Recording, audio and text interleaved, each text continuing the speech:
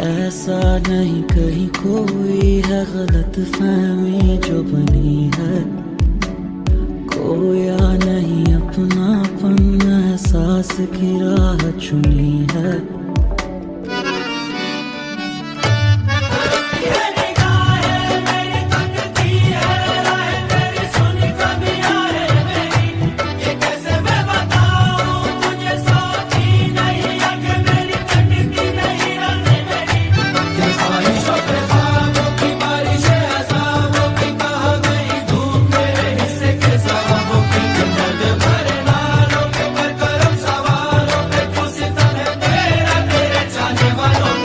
तरसती है निगाहें मेरी तक।